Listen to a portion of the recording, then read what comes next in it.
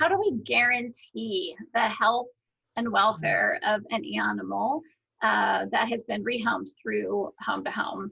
And the quick answer is we can't. And in Yeah. fact, we really can't in sheltering either. So we do the best we can to match the adopter with an animal. And really, in the rehoming realm, it's exactly the same. There's really no guarantee for anything. The one nice thing, though, is that because, again, people aren't using Craigslist or an impersonal site, they're working within the trusted resource in their community.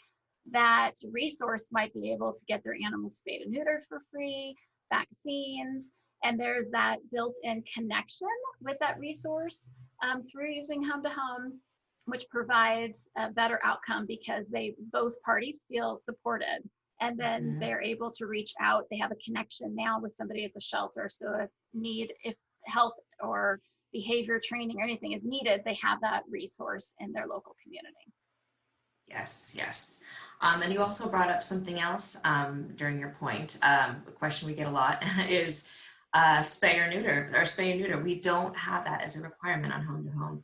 Can you elaborate a little bit more why we came to that conclusion? Sure. So we look at where, as an animal shelter, we spay and neuter every animal that is adopted by our organization. And we also have programs that help the community get their animals spayed and neutered.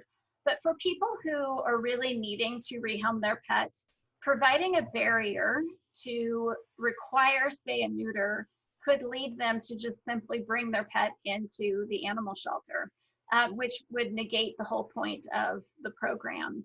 And what we have found is we have a very, very high percentage of people who actually obtain the pet coming in and taking us up as a shelter. We offer that we can help them with their spay and neuter.